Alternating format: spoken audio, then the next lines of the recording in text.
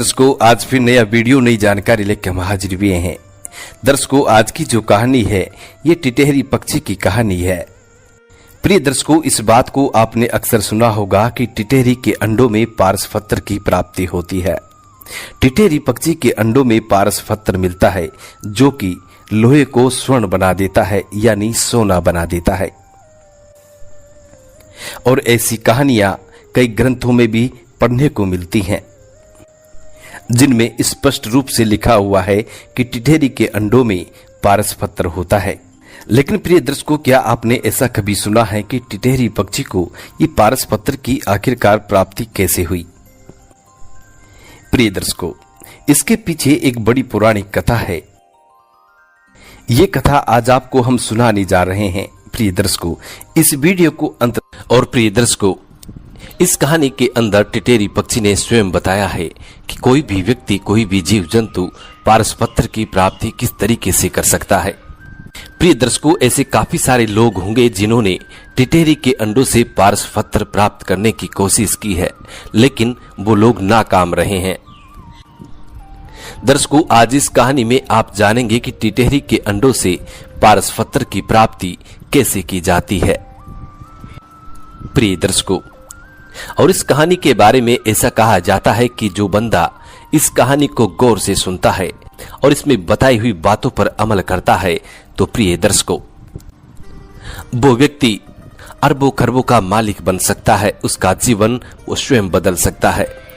उसके घर में मां लक्ष्मी का आगमन होगा। वो बंदा कभी गरीब नहीं रह सकता।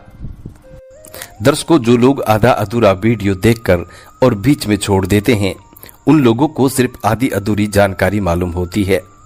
और दर्शकों, ऐसा कहा जाता है कि अधूरा ज्ञान, अधूरी पूंजी हमेशा खतरनाक साबित होती है। इसलिए वीडियो को हमेशा पूरा देखा करें। प्रिय दर्शकों, वीडियो शुरू करने से पहले जो लोग हमसे नए जुड़े हैं, वो लोग हमारे चैनल को सब्सक्राइब करें, बेल आइकन ऑन करें, अच्छे अच्छे कमेंट किया करें, ताकि हर आने वाले वीडियो का नोटिफिकेशन सबसे पहले आपको मिले और आप उसका फायदा उठा सकें। शुरू करते हैं प्रिय दर्शकों आज की प्यारी सी कहानी, ये प्यारा सा वीडियो।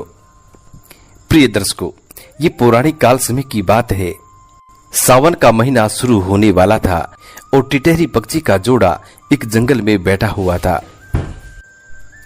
उसी जंगल में मादा टिटेहरी अपने 2 अंडों को जन्म देती है। प्रिय दर्शकों, सावन का महीना शुरू हो चुका था। टिटेहरी मादा पक्षी और टिटेहरी का पति दोनों बड़े परेशान थे, क्योंकि अंडों को दिए काफी समय हो चुका था, लेकिन वो अंडे फूटने का नाम नहीं ले रहे थे। दोनों पति पत्नी बड़ी आशा करके बैठे थे कि अंडे फूटेंगे तो उनमें नन्हे नन्हे प्यारे प्यारे बच्चे निकलेंगे और उनका जीवन बड़ा सुखमय हो जाएगा। दोनों पति पत्नी अपने बच्चों को लेकर अनन्य प्रकार के ख्वाब सजा रहे थे, विभिन्न प्रकार के सपने देख रहे थे, लेकिन उनके अंडे फूटने का नाम तक नहीं ले रहे थे। प्रिय दर्शकों, अंततः सावन का महीना शुरू हो जाता है और दोनों पति पत्नी बड़े परेशान हो जाते हैं, बड़े दुखी हो जाते हैं। प्रिय दर्शकों, अब टिटेहरी अपने पति से कहने लगती है कि पियाजी, सावन का महीना शुरू हो गया है, अंडों को जन्म दिए काफी समय हो चुका है, लेकिन अंडे फूटने का नाम नहीं ले रहे हैं। यदि अंडे फूट जाते तो अब तक हमारे बच्चे बड़े बड़े हो जाते। अंडों को फोड़ने के लिए ऐसा कौन सा उपाय किया जाए जिससे कि अंडे बहुत जल्द फूट जाए और बच्चे बाहर आ जाए।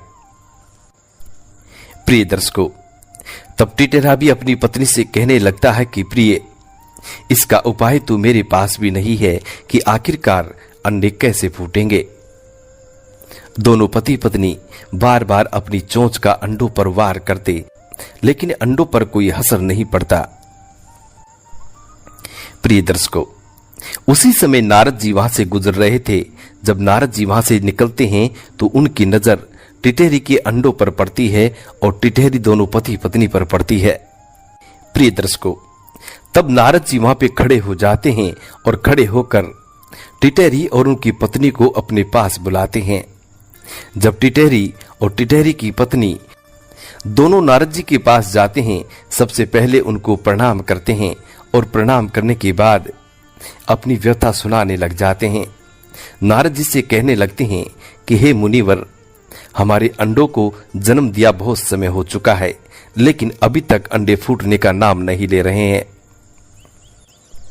यदि कोई तरीका हो तो आप हमें जरूर बताएं। यदि हमारे अंडे अब तक फूट चुके होते तो हमारे बच्चे बहुत बड़े बड़े हो जाते। प्रिय दर्शकों, टिटेरी पक्षी और उसके पति की इतनी बात सुनने के बाद अब नारद जी भी बड़े आश्चर्यचकित हो जाते हैं और सोचने लगते हैं कि आखिरकार टिटेरी के अंडे क्यों नहीं फूट रहे हैं, ऐसा कौन सा कारण हो सकता है। तब नारद जी भगवान श्री हरि विष्णु का ध्यान करते हैं तो उनको एक उपाय सूझता है। तब नारद जी टिटेरी और उसकी पत्नी से कहने लगते हैं कि मैं तुम लोगों को एक उपाय बताता हूं, यदि आप लोग इस उपाय को करेंगे तो आपसे महादेव बड़े प्रसन्न हो जाएंगे, और जब महादेव प्रसन्न होंगे तो आपको एक अनमोल ऐसी चीज देंगे जिससे आप अपने अंडों को फोड़ सकते हैं। प्रिय दर्शकों, नारद जी की इतनी बात सुनने के बाद टिटेरी और उसका पति दोनों नारद जी से कहने लगते हैं कि हे मुनिवर, आप जल्द बताएं वो उपाय आखिरकार है क्या। हम दोनों पति पत्नी मिलकर उस उपाय को जरूर करेंगे। प्रिय दर्शकों, उसके बाद नारद जी आसन लगाकर बैठ जाते हैं और टिटेरी दोनों पति पत्नी उसके सामने बैठ जाते हैं और नारद जी उपाय बताने लग जाते हैं। नारद जी कहते हैं कि सावन का महीना शुरू हो चुका है और तुम दोनों पति पत्नी हरि के द्वार जाओ, यानी कि हरिद्वार जाओ, और हरिद्वार जाकर पूरे तनमन से देवादिदेव महादेव की कावड़ लेके आओ और महादेव को पूरे तन मन से कावड़ अर्पित करो। पूरी श्रद्धा से, पूरी तनमन से यदि आप लोग इस कार्य को करेंगे तो महादेव आपसे जरूर प्रसन्न हो जाएंगे। प्रिय दर्शकों, नारद जी और कहते हैं कि हे टिटेरी पक्षी, इसके अलावा दूसरा कोई उपाय नहीं है। इतना कहकर नारद जी वहां से चले जाते हैं। अब टिटेरा अपनी पत्नी से कहने लगता है कि हे प्रिय, अब हमें हरि के द्वार जाना चाहिए, यानी कि हरिद्वार जाना चाहिए, और वहां से देवादिदेव महादेव के लिए कावड़ लेकर के आनी चाहिए और महादेव को अर्पित करनी चाहिए। प्रिय दर्शकों, तब टिटेरी पक्षी अपने पति से कहने लगती है कि पियाजी, हरि के द्वार यानी हरिद्वार तो हम जाएंगे, कावड़ भी लेके आएंगे, लेकिन इससे पहले हम अपने अंडों का कुछ इंतजाम करें ताकि कोई अन्य जीव हमारे अंडों को नुकसान ना पहुंचा सके। तो प्रिय दर्शकों, अब टिटेरा पक्षी अपनी पत्नी से कहने लगता है कि प्रिय, हमारे अंडों को यदि कोई जीव जंतु नुकसान पहुंचाता है तो पहुंचाने दे। आज से, अभी से और इसी वक्त से हम महादेव के भरोसे अपने अंडों को छोड़ेंगे, अपने बच्चों को छोड़ेंगे। आज से और इसी समय से, इसी वक्त से हम किसी वृक्ष पे नहीं बैठेंगे, हम किसी पेड़ पौधों पर अपने अंडों को नहीं रखेंगे।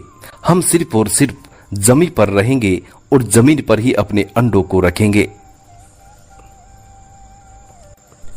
प्रिय दर्शकों, दोनों पति पत्नी जल हाथ में लेकर ऐसा संकल्प करते हैं कि आज के बाद हम किसी वृक्ष पे नहीं बैठेंगे, किसी पेड़ पौधे पर नहीं बैठेंगे और नहीं अपने अंडों को किसी वृक्ष पर रखेंगे।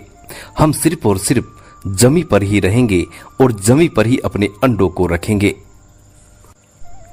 प्रिय दर्शकों, ऐसा कहा जाता है कि मां की आत्मा बहुत बड़ी होती है। मां अपने बच्चों के लिए कुछ भी कर गुजरने के लिए तैयार होती है, यहां तक कि मां अपने प्राणों को भी दांव पर लगा देती है। प्रिय दर्शकों, उसके बाद टिटेरी कुछ कंकड़ पत्थर उठाती है और अपने अंडों के चारों तरफ कंकड़ पत्थर लगा देती है और ओम नमः शिवाय का जाप करते हुए कंकड़ पत्थर लगाकर वहां से रवाना हो जाते हैं। प्रिय दर्शकों, अब दोनों पति पत्नी ओम नमः शिवाय का जाप करते हुए हरि के द्वार पहुंच जाते हैं, यानी कि हरिद्वार पहुंच जाते हैं। पूरी श्रद्धा से, पूरी लगन से और पूरी आत्मा से देवादिदेव महादेव का नाम जपते रहते हैं और हरिद्वार से कावड़ उठाते हैं और कावड़ उठाकर देवादिदेव महादेव का ध्यान करते हुए, उनका नाम जपते हुए कावड़ लेकर के आते हैं और कावड़ लाकर महादेव को अर्पित करते हैं। प्रिय दर्शकों, अब महादेव को कावड़ भी अर्पित कर दी, लेकिन फिर भी महादेव उनके समक्ष नहीं आए, उनको दर्शन नहीं दिए। फिर से दोनों पति पत्नी और दुखी हो जाते हैं, सोचने लगते हैं कि अब तो हमने नारद जी के बताए हुए उपाय को भी कर दिया है, फिर भी महादेव हमको दर्शन नहीं दे रहे हैं। प्रिय दर्शकों, फिर टिटेरा पक्षी अपनी पत्नी से कहने लगता है कि प्रिय, घबराओ मत, चिंता मत करो, देवादिदेव महादेव हमसे जरूर प्रसन्न होंगे। अब हम देवादिदेव महादेव की घनघोर तपस्या करेंगे। प्रिय दर्शकों, अब दोनों पति पत्नी फिर से संकल्प लेते हैं और महादेव की घनघोर तपस्या में बैठ जाते हैं।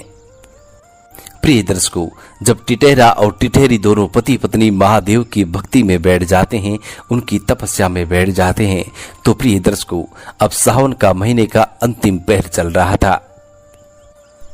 सावन का महीना समाप्त होने वाला था, तभी महादेव प्रसन्न होते हैं और उनकी भक्ति संपूर्ण हो जाती है। निराधार रहकर महादेव की भक्ति करते हैं, नहीं कोई खाना, नहीं कोई पीना, निराधार देवादिदेव महादेव की पूरे सावन भक्ति करते हैं। प्रिय दर्शकों, जब सावन समाप्त होने वाला होता है, तभी महादेव प्रसन्न होते हैं और महादेव टिटेरा और टिटेरी को दर्शन देने के लिए आते हैं।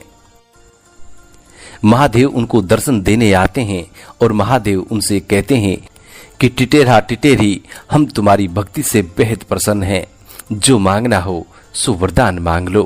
प्रिय दर्शकों, तब टिटेरा और टिटेरी दोनों पति पत्नी अपनी आंखें खोलते हैं। आंखें खोलते ही देवादिदेव महादेव के दर्शन होते हैं। प्रिय दर्शकों, उसके बाद टिटेरा और टिटेरी दोनों पति पत्नी महादेव से कहते हैं कि प्रभु, हमने 2 अंडों को जन्म दिया है और उनको जन्म दिए बहुत समय बीत चुका है, लेकिन अभी तक वो फूट नहीं रहे हैं।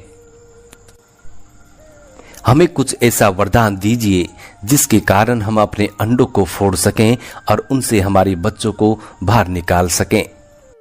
और कहते हैं कि प्रभु, यदि हमारे अंडे नहीं फूटेंगे तो हमारा वंश यहीं समाप्त हो जाएगा, हमारा वंश आगे नहीं बढ़ पाएगा और हमारी प्रजाति का इस दुनिया से, इस धरा से नामो निशान मिट जाएगा। इसलिए प्रभु, हमें ऐसा वरदान दीजिए जिसके चलते हम अपने अंडों से बच्चों को बाहर निकाल सकें। प्रिय दर्शकों, उसके बाद देवादिदेव महादेव टिटेरा और टिटेरी की पत्नी से कहते हैं कि हे परिंदो, तुम ध्यान से सुनो। सावन के अंतिम सोमवार के दिन हमारा वीर्यपात होगा और जब हमारा वीर्यपात होगा तो वो सभी धातुओं में सर्वश्रेष्ठ होगा, उसके बरोबर दूसरा कोई धातु नहीं होगा। सबसे भारी, सबसे वजनी और सबसे मुलायम होगा। उसी में कुछ दूषित होगा, उसी से अनमोल रत्न भी बनेंगे। वही जगत का कल्याण भी करेगा और जो लोग विधि विधान से यदि उसका सेवन करेंगे तो वो लोग दीर्घायु हो जाएंगे। कई लोग आकाश गमन की सिद्धि प्राप्त करेंगे तो कई लोग जगत का कल्याण करेंगे। कई लोग लक्ष्मी प्राप्त करेंगे तो कई लोग सिद्धियां प्राप्त करेंगे। और उसी में से बनेगा पारस पत्थर, जो लोहे को कंचन बना सकता है। यदि कोई मनुष्य पारे का शिवलिंग बनाकर शिव की पूजा करेगा तो वो साक्षात शिव को पाएगा। प्रिय दर्शकों, देवादिदेव महादेव और कहते हैं कि हे परिंदो, उसी में से तुमको पारस पत्थर को लेना है, जो कि हमारे वीर्य से बनेगा, यानी कि पारे से बनेगा। बस वही तुम्हारे अंडों को फोड़ेगा और उसी से लोहे भी कंचन बन जाया करेंगे। और देवादिदेव महादेव टिटेरी पक्षी को उसकी पहचान बताते हैं। प्रिय दर्शकों, और देवादिदेव महादेव कहते हैं कि हे परिंदो, जब हमारा वीर्यपात होगा तो लोग इसे पारे के नाम से जानेंगे, और जब इसके अंदर पार्वती का रज अर्थात यानी गंधक का मिलावट होगा तो पारस पत्थर बनेगा। यही पारस पत्थर संसार का कल्याण भी करेगा। थोड़ा धूमल होगा, थोड़ा कठोर होगा। पत्थर जैसी नजर आने वाली ये चीज लोहे को भी कंचन बना देगी। बस इसी को तुमको हासिल करना है और अपने अंडों के पास ले जाकर बस अंडे टच कर देना है, तभी तुम्हारे अंडे खिल जाएंगे और तुम्हारे बच्चे बाहर आ जाएंगे। प्रिय दर्शकों, इतना कहकर देवादिदेव महादेव तथास्तु कहते हैं और अंतर ध्यान हो जाते हैं। प्रिय दर्शकों, जब सावन का अंतिम सोमवार आता है तो देवादिदेव महादेव का वीर्यपात होता है और उसके अंदर जब मां पार्वती का रज मिलता है अर्थात गंधक शामिल होती है तो धीरे धीरे वो पारा पृथ्वी के गर्भ में जाकर पारस पत्थर के रूप में परिवर्तित हो जाता है। तो प्रिय दर्शकों, अब टिटेरी पक्षी उसको ढूंढकर अपनी चोंच में पकड़ कर लेके आती है और अपने अंडों के पास लाकर अपने अंडों से टच करती है। जैसे ही टिटेरी पक्षी अपने अंडों से टच करती है तो उसके अंडे खिल जाते हैं, उसके अंडे फूट जाते हैं और उसके बच्चे बाहर निकल आते हैं। प्रिय दर्शकों, इस तरीके से टिटेरी पक्षी को पारस पत्थर की प्राप्ति हुई है। ये देवादिदेव महादेव की असीम कृपा से टिटेरी पक्षी को पारस पत्थर की प्राप्ति हुई है। प्रिय दर्शकों, ये बिल्कुल सत्य है, इसमें कोई संदेह नहीं है कि टिटेरी के अंडों में पारस पत्थर नहीं होता, जरूर होता है। प्रिय दर्शकों, टिटेरी पक्षी अपने उस पारस पत्थर को बड़ी संभाल कर रखती है और अपनी औलाद को हमेशा उस चीज के बारे में बता के जाती है।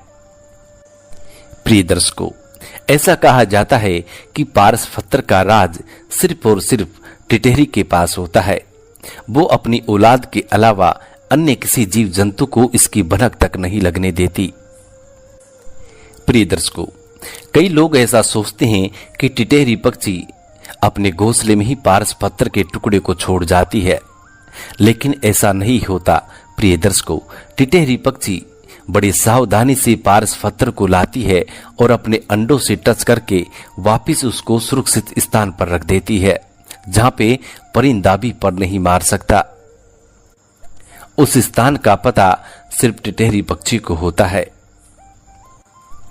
प्रिय दर्शकों, एक बात आपने अक्सर नोट की होगी कि अन्य जीव जंतु, अन्य पशु पक्षी सभी रात्रि के समय विश्राम करते हैं और जो जीव जंतु जैसे दिन में उनको दिखाई नहीं देता है, जैसे उल्लू, चमगादड़ आदि ऐसे पक्षी हैं जिनको दिन में दिखाई नहीं देता है, ये दिन में आराम करते हैं और रात्रि को घूमते हैं। और अन्य पशु पक्षी रात्रि को विश्राम करते हैं और दिन में उधर उधर घूमते रहते हैं। लेकिन टिटेरी पक्षी